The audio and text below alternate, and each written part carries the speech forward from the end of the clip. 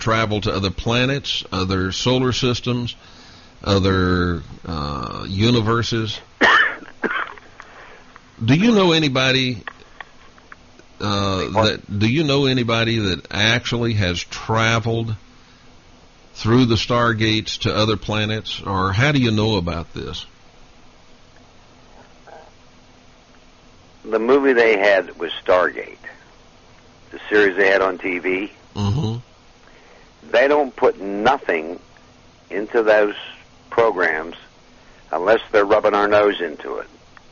And that's a hard concept for a lot of people to grasp. And they have this new one out now called V, where the reptilians come down and they take human form. Mm-hmm. Again, I think they're rubbing our nose in it. Now, Stargates, they can also be used to transport people here within this planet. So you mean they can be used, I'm just making this example up, but the concept would be they could be used to go from New York to Beijing instantly. Exactly. Mm-hmm. That's like when we have the missing time down in St. Thomas with Duncan and I from Tuesday evening until Thursday evening. Sitting here talking with Aaron one night, and we were talking about that. And all of a sudden I could see this light come on in his eyes. He said, "Oh my God, do you know where we went?" I said, "Someplace in South America, I think." He says, "How about we did an assassination in Venezuela?"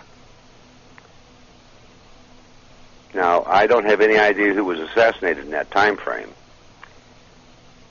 But I do know when I come back and I'm getting a shower, I looked at Duncan, I said, "I'm going to take a shower, but where have we been for the last 2 days?" And Duncan says, "What day is it?" I said, "What day do you think?" He said, "I think it's Tuesday." I said, "No, it's Thursday. We've been gone for 2 days."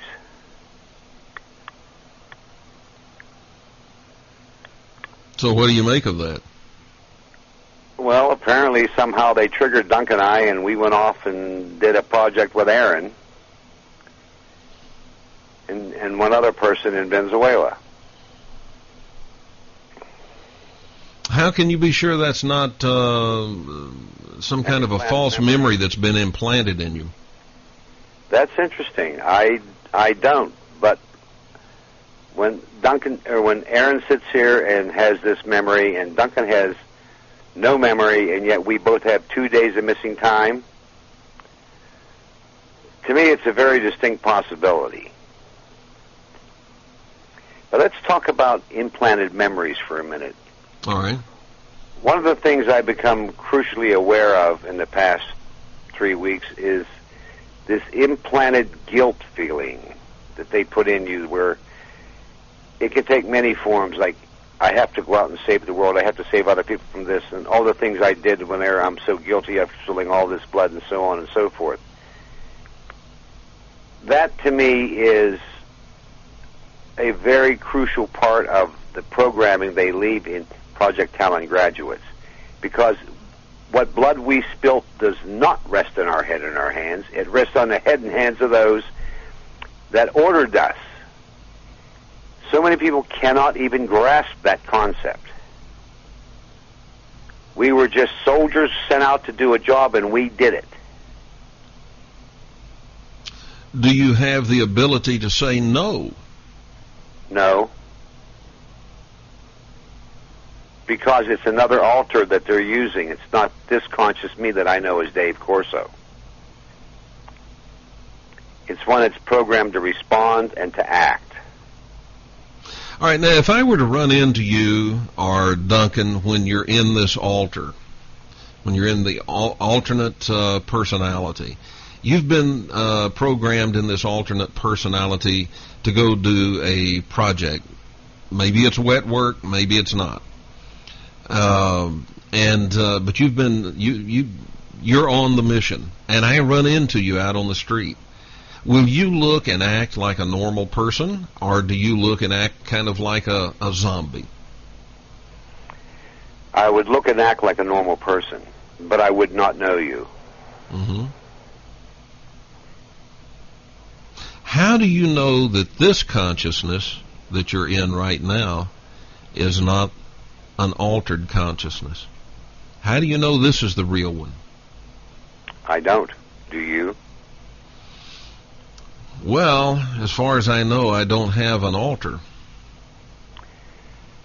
4 of my alters have merged with my with my what I call my real personality, and they will take over, but in such a manner that you won't realize that they've taken over. But I've noticed now, since I've become aware of this, there's a difference in the way my brain operates. I will sit differently. I will talk differently. I will may even act a little bit differently, but you're still going to think it's just Dave Corso. Mm-hmm.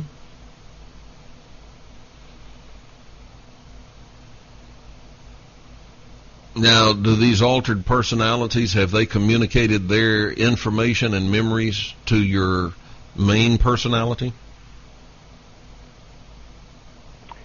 I think that they're trying to, and they have been trying for years. But my awakening started back in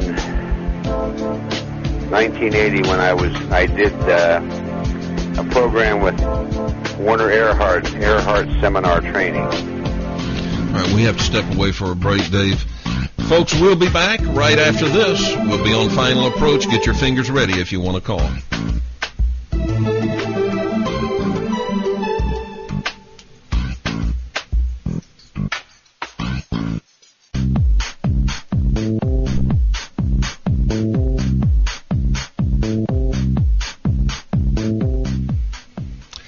Welcome back to the Kevin Smith Show. My guest this evening, Dave Corso. And Dave, we were talking about how can you know that this is the personality, this is the real one, instead of this one perhaps being an alter.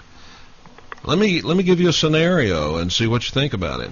What if this personality was an alter that was created for you to go into sort of safe mode until they need you again? Interesting thought.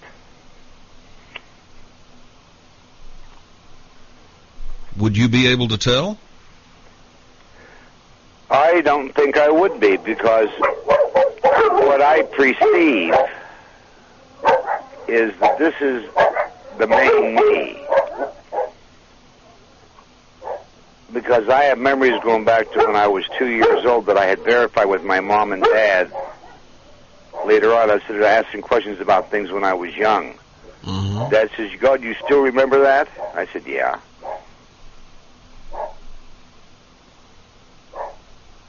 So, I don't know, to be truthful, to answer that question. It could be, but I like to think it's me. Are you comfortable with this personality? I'm very comfortable. Mm-hmm.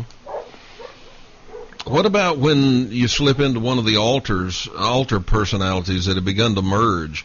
Are you comfortable with that personality?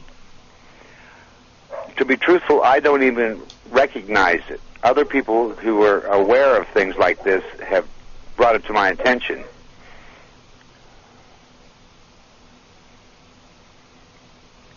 So obviously, at least to me, I'm very comfortable with it. When was it that you were in St. Thomas with Duncan? It had to have been 5 years ago. Okay, so obviously, as recently as 5 years ago, they were able to activate an altered personality and have you do a job. If the memory that has come back to Duncan or to Aaron, if that memory is accurate, then they were able to activate your altered personality and Duncan's. And it has to be alters, one of the alters from 1, 2, 3, or 4. How would they have triggered it? It can be a sound, it can be a smell, it can be a tone, it can be someone uttering the right words. Could it be an electromagnetic pulse? I don't see why it couldn't.